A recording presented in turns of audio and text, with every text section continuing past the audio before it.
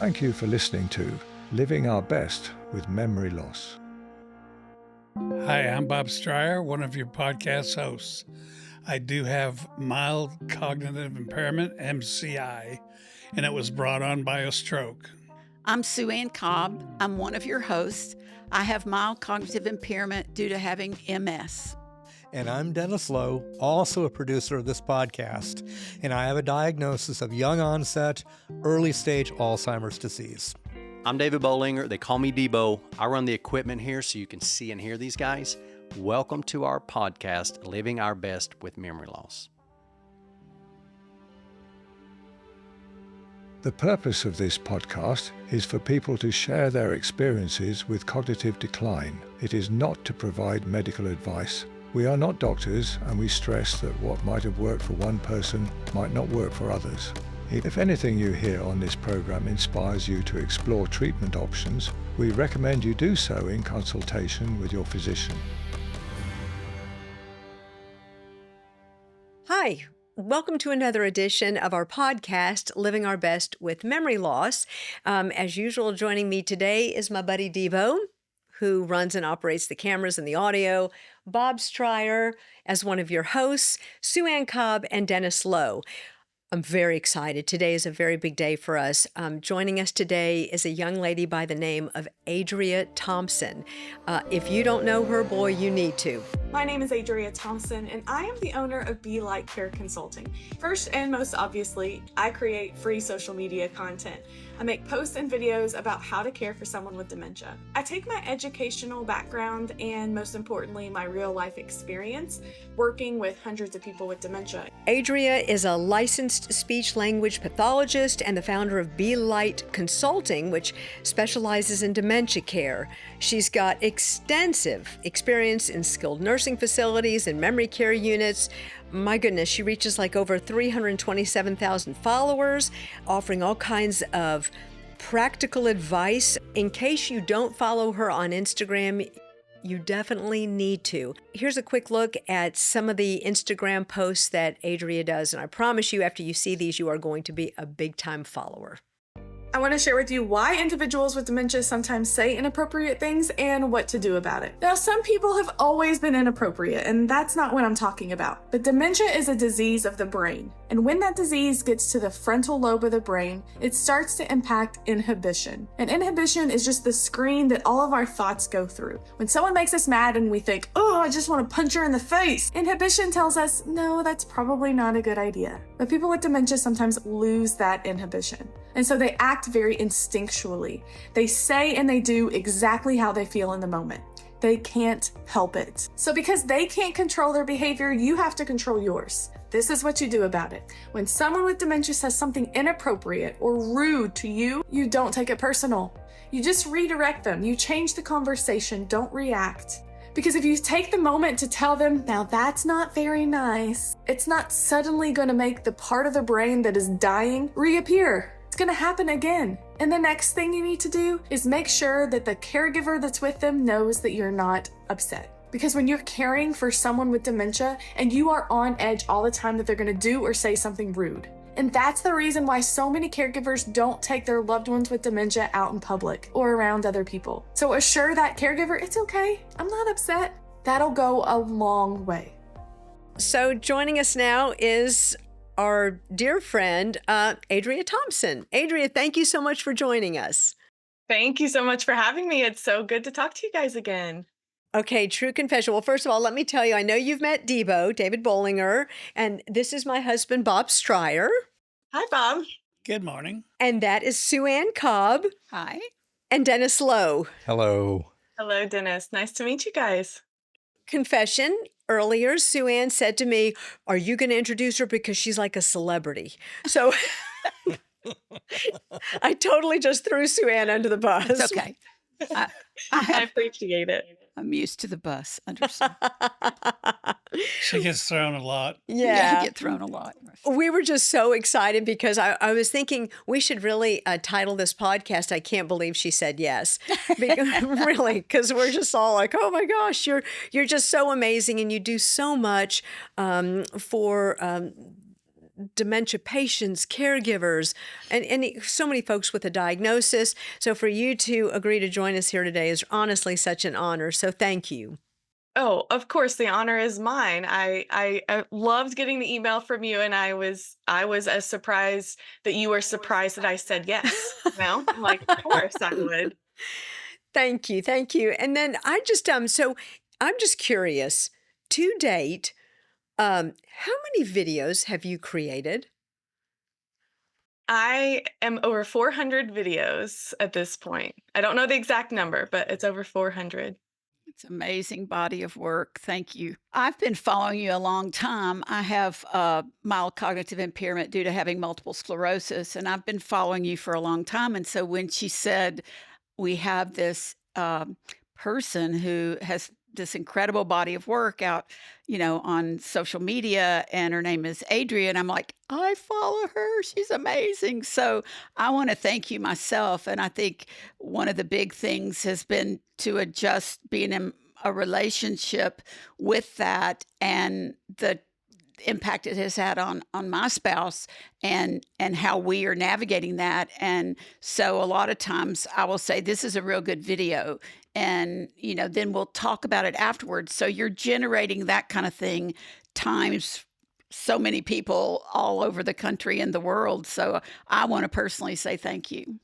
Well, thank you for saying that, and you're welcome. I think it's an honor. Like, I don't feel like what I do in creating videos is almost a service. Like, it's just an act of like the passion that I have for this world of memory loss, brain change, dementia care, whatever title you want to put on it. Because you all know as well as I do, if you don't know someone with dementia, it's just that you don't know someone with dementia yet, because it will impact everyone at some point. Yeah, sadly. Yeah, 40, unfortunately. 40 million people, right, worldwide currently?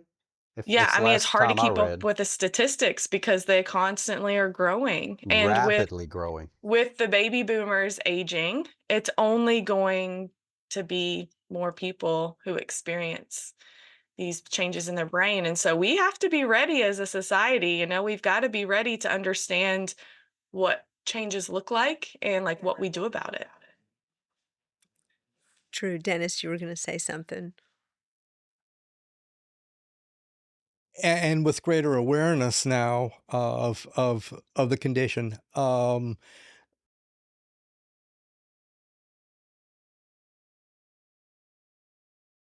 there's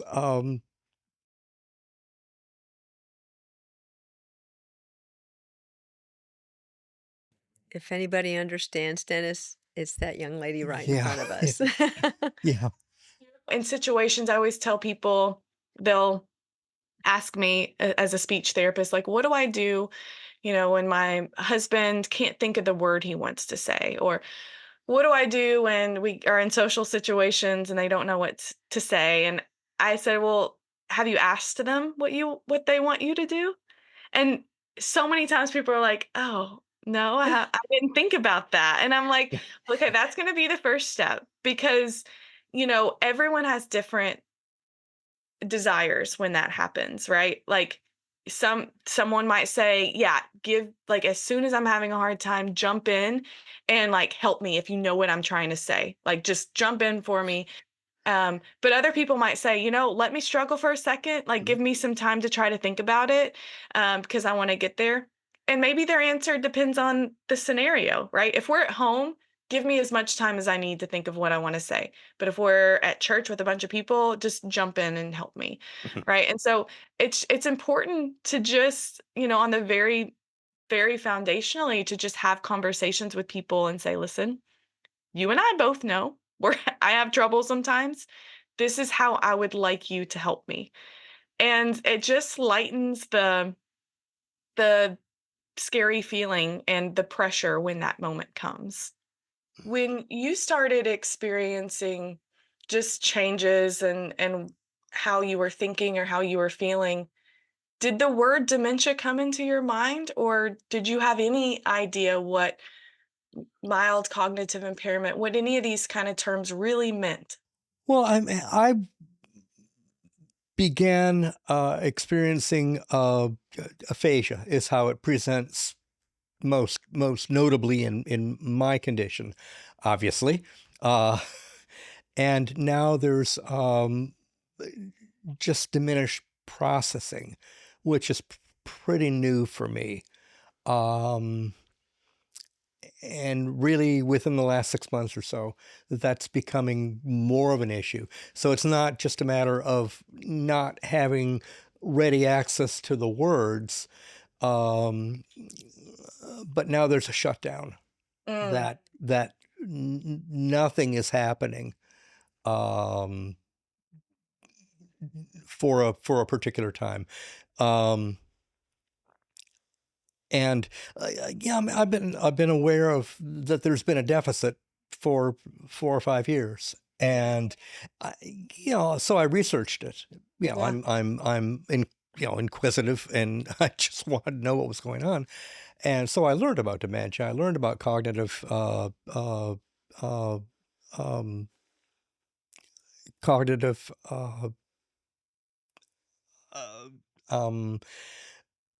issues, and both my parents died from Alzheimer's or Alzheimer's related, dementia. So if that answers your question, It does, to a yeah. degree. So you were familiar with Alzheimer's disease specifically, but what you're describing, having aphasia being your main and first symptom, is different probably than what your parents demonstrated. Maybe they experienced short-term memory loss as their first symptom. And so Yeah. even though you were familiar with that aspect of someone's brain could change as they get older, it probably wasn't in your world to know that language could be affected so No, because quickly. it's memory loss. I mean, Right. Alzheimer's, memory loss. There's the correlation, or the popular correlation, or the popular connection. Oh, you have memory loss. Well, yeah, I mean, there's some memory loss, but it's especially obvious when I'm struggling for words and struggling to complete thoughts. And that is what fires me up and gives me passion for what I do, is to not only give deeper understanding to what people already know about dementia, the fact that Alzheimer's disease often looks like short-term memory loss, but also bring awareness to the fact that dementia can look different for every person. There are many different types of dementia, there are many different stages, and also people's individual personalities and the way that they just operate in life can make it look different. And so if we just have one kind of picture in our mind from movies or maybe from our grandparents, that they were just the sweet little confused old lady, or like forgetful, when someone doesn't fit that mold, it's like, whoa, what's going on with them? And I don't want that. I don't want that to be so surprising for society, and I don't want it to be so isolating for people like you, Dennis, who might not present as everybody expects you to present. You're a speech pathologist. How did you get into this field? Yeah. So, a speech pathologist is the same thing as a speech therapist. So, I always like to say that at the beginning. Sometimes those terms can be confusing, but it's the same thing. To kind of give a little overview of what a speech therapist does in the role of working with adults, is we help with communication, of course, and that's not just speaking, but it's understanding, it's reading and writing. So, all forms of communication. We also help with swallowing. So that is having any trouble when food or drink passes your lips until it empties into your stomach. Any issue in between that is where a speech therapist comes into play. And then third is cognition. So that is all thinking. That's memory, that's attention, concentration, thought organization, problem solving, safety awareness, all of those things that our brain does. And so with that description, you can see why a speech therapist would be a valuable tool in for someone with dementia, is because we have sometimes issues with, one, two, or maybe all three of those things at times. I got my bachelor's and master's degree in speech therapy at EKU, and but the whole time I thought I wanted to work with kids. I thought I wanted to work in a school system Oh, and help interesting. people say their S's and R's. And it wasn't until I graduated with my master's degree, I took an interview at a nursing home thinking that I was just going to be getting interview experience. But coming straight out of school, I got an offer, and it was more money than obviously I'd ever made in my part-time jobs. And I was like, you know what? I think I could probably do that for a year or so and pay off some loans. And I fell in love with it. So it was not necessarily something that I grew up knowing I wanted to do, but it definitely just was the path that fit my skills, I think. That's a big contrast from working with children to now your main focus is on, well, I wouldn't say just older people, obviously. Children and older people are a big difference. So that's interesting. For Watch sure. it, Debo. I know. I ain't throwing no numbers out there. Oh, he'll fly off his sofa so fast. You look younger than me, Bob. So. Hey, Adria, I was so curious. Does anyone in your family have a diagnosis, have memory loss? Yes. So my grandmother has dementia. She has a mix of vascular and Alzheimer's disease. And she's had dementia that we probably a diagnosis for 5 years, but looking back, we've seen that we started seeing signs 10 years ago. So she is living in a nursing home in my hometown, and she's doing really well. We have ups and downs, of course, but having a grandmother with dementia that got a diagnosis into my career of specializing in working with people with dementia was has been very eye-opening, and also been a huge proponent for me starting my business, because I realized how little support and resources caregivers and people who are experiencing dementia have. So yeah, doing it professionally and seeing it personally has been a interesting mix. I would imagine it makes you better at what you do. I think so. I always say my favorite person with dementia is my grandma, but it helps form my opinions and my experience and my passion for sure. My family experienced a lot of confusion when my grandmother started showing signs, and not having a lot of resources to understand. Obviously, I was the biggest resource in their life because I was doing what I was doing. But I'm wondering for any of you, when you started experiencing some changes, like, were there resources available for you to understand what was going on? And if not, what do you wish was there?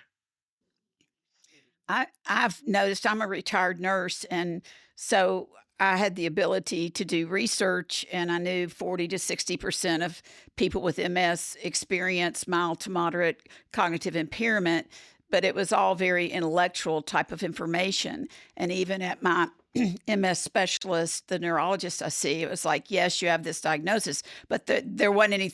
They didn't send me anywhere. There wasn't anything available.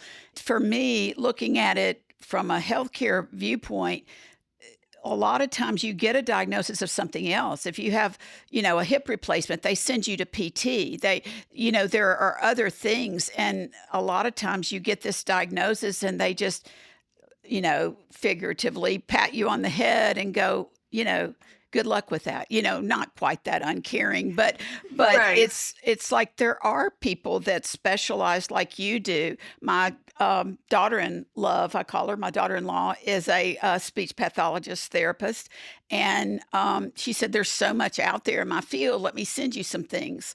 And she told me some things to do for strategies. Keep a calendar in my phone. She said, keep a written calendar too, because that is putting it in two places and using different parts of your brain. And so she's been a big resource for me. But if I didn't have that, I wouldn't have had anywhere to go with that. And so I do think it's lacking in terms of, okay, this is what you have. Here are some things that you can, like our podcast, living our best with memory loss. How can you continue to have a rich, meaningful life? And it's not go sit in a chair and drool out one side of your mouth and rock all day, And so that's what I feel like personally. My motto is I want to change the narrative around memory loss and cognitive issues to one of hope, that you can continue to have a very meaningful, rich life for a very long time with this condition. And Adria, you offer so much support. And I think that's why also it was so important for us to have you on our podcast today, because if we can drive folks to your site, and to learn more about what you do and what you offer, boy, folks don't even have to leave their living room, Yeah. or, seriously, I mean, it really is just, It is so humbling because on a day-to-day basis, I'm here in my house filming videos, like isolated in my little world, writing out these scripts, coming up with ideas of what these videos could look like. And I post them, and yes, I get comments, but I have a hard time perceiving what this means. Like when some of my videos get over 1 million views, like that is not, I cannot even understand that. And and I understand. Yeah. to some capacity, I don't want to, because that's a lot of pressure. Mhm. But it's easy sometimes to just kind of like to do this job and like to not see the actual impact that's happening in individual homes around the world, that the impact of these videos are having. And so to have moments like that where I can connect with someone and they tell me specifically how my content and the education that I provide has affected their life, it's so humbling, and it just fires me up to keep going. Yeah, it's pretty neat. Yeah. I mean, when I got diagnosed, I was told I had MCI, and I got it because I had a stroke, and it messed up my brain a little bit. But that's all the doctor told me. I said, "What's going to happen to me?" I mean, and he never really had an answer. He says, "We don't know what's going to happen to you. You might stay the same forever, and it might not." And that was pretty scary. And but now I'm really happy. I'm excited about seeing some of your videos. Well, good. I'm glad that gives you a sense of hope. That's my goal too. And I think your experience is unfortunately so common. I mean, everything that you guys have described of just, you know, having being given this diagnosis or having a conversation with a doctor, and there not necessarily being an action plan of like, okay, like here's the course of treatment, here's what we're gonna do. It's just kind of like, sorry, like and that's not the kind of life that anyone needs to live. We got to have hope, we've got to have levity, we have to have a sense of humor, right? We've got to like have all these things because there's still very much moments of joy. You've got 400 videos, Adria. How do you come up with the inspiration to make 400? I mean, that's a lot of different experiences, right? Are any of them, but I am curious, are any of them from like your grandmother's experiences that you dealt with? Or do people send in like things that they're dealing with, and do you use that as a guide to make your videos? How do you come up with them? I would say the majority of my videos are inspired by the experience I had working as a speech therapist in care communities. So I've been in SLP for 10 years. I've worked in nursing homes, memory care communities, assisted living. I've done home health. I've been in hospitals. So I like to move a lot. In 9 years, I've worked in 8 different facilities. So I've seen a lot of different things, a lot of different contexts across 3 different states. So that's a lot of people with dementia that I've encountered in my career. And so the majority of the content that I create is based on individual patients I've had in the past and experiences and challenges that they've faced. Because when you interact with so many people with dementia, you start to see patterns. You start to see like common issues, and so that's where the foundation of most of my content comes from. Absolutely, my grandmother also inspires me because she is not necessarily the pleasantly confused, sweet little old lady. She's a little feisty sometimes, and so That's a and kind way. yeah. So we've had some challenges over the years, and like she's amazing, of course, but it's just there's challenges and care, and so there's been a lot that she's experienced that has inspired me. But then I'd say third to that would be interacting with individuals with dementia and their caregivers on my platform. So people leaving comments or sending me messages, asking questions about their specific situation. And honestly, I think a lot of times people just need to hear like, yeah, like other people experience that too. And like like that is just like that relief in and of itself is helpful. But then to also give them a strategy to help with that situation is the second component that they're looking for. Yeah, this is kind of one reason why we've started this podcast, uh, was not to give people a dementia, to give people, I was going to say, To scare people, maybe? no, we're not going to scare people. We want to give it a medical stigma? advice. Or are you saying medical advice or something? Yeah, I communicate better with Dennis, by the way. I can. It's just that we don't want to give medical advice as to what's going, but we want people to see us as people and that we're not embarrassed to talk about this, because everyone that I know that has it is really embarrassed about talking about it. So if we can come on and show people that we're just average people Mm-hmm. with a little bit of a problem, some with a little bit of a more of a problem. Why did you look at them when you said that? And even Debo, I felt I was I was looking at Devo, not them. and that is a good thing, I think, that people can see us doing this. And that's why it's great to have you on that has the technical knowledge of what's going on, and we can get together and do it as a group. I think that's why y'all were so insistent that we named the podcast Living Our Best with Memory Loss. We just didn't also want to be all gloom and doom. Yep. Yeah. It's pretty much uplifting podcast that we have going, and people can see us for who we are. Yeah. That's so inspiring. And what you're doing, what you guys are doing here is so incredibly important, because when people think of dementia, they don't think of people like you, right? Like they're like, oh, I heard so and so got dementia. And it all of a Right. sudden becomes this like pity part, like this sad experience. And of course, there's sadness in the diagnosis, there's sadness in any diagnosis, but to see you guys taking on this role, like interviewing people and talking about your experience in not only just like a positive light, but in reality, like with authenticity, that this is the good and the bad. That's so important. And you're absolutely right. It takes both. It takes so many people on different sides of this conversation to give a clear picture. It takes professionals like me, but it also takes people living with dementia like you. It can really change the world. I mean, yeah. We hope so. Go ahead, Dennis. I didn't mean to interrupt you. No. If we're nothing else, we're authentic.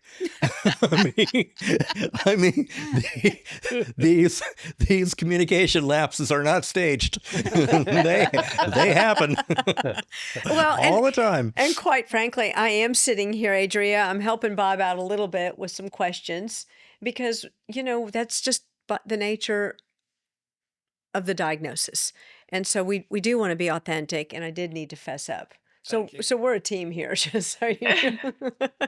Well, that's part of living your best, right? Like I think that sometimes when we think about having reminders, signs, cards, notes. It feels like a cheat. But honestly, think about your entire life before you had any kind of brain change. You wrote things down, you made notes, so these are just compensatory strategies that you've used your whole life. It's just that we're dependent on it a little bit more and maybe now than you used to be. And so, referring to tools like that is normal. It's totally normal. It's not cheating. It's just that it has to happen a little more often sometimes. So I just want to validate the fact that it's okay. It's okay to use notes. It's okay to use any kind of those reminders for things. Adria, what are your plans for the future? You've got over 400 posts, and we want people to visit you as often as they need to, which for me would be very often. I mean, you're amazing. But what does the future look like for you? What are your plans in growing the site, or what are you going to do? Yeah, so my kind of short-term plans for this year, 2024, I'm having an app created. So as it stands right now, those 400 videos are on different social media platforms, and it's not super easy to find what you're looking for. I've used as many compensatory strategies as I could find on the platforms to try to categorize my videos in a way where people can find. But all the time I get messages, "Can you make a video about helping someone brush their teeth?" I'm like, "Yes, I've actually made 25 videos about that. It's just that it was a year and a half ago, and it's like it takes a long time to find it." So I'm having an app developed where all of those videos will live and they'll be searchable. So you can just Great. Wonderful. you can just Awesome. type in a keyword and you will find all the videos I've made about that topic. So I'm really excited about that. It's been a lot of hard work and kind of expensive, as you can imagine, but but it's going to make things so much easier for people to find. Long term, though, I want to continue not only being a resource to caregivers, care partners, but also individuals with dementia with my content. I have all these big ideas of having a separate app, of like content for people with dementia or with brain change, that teaching compensatory strategies, teaching these concepts in a really accessible and easy to understand way.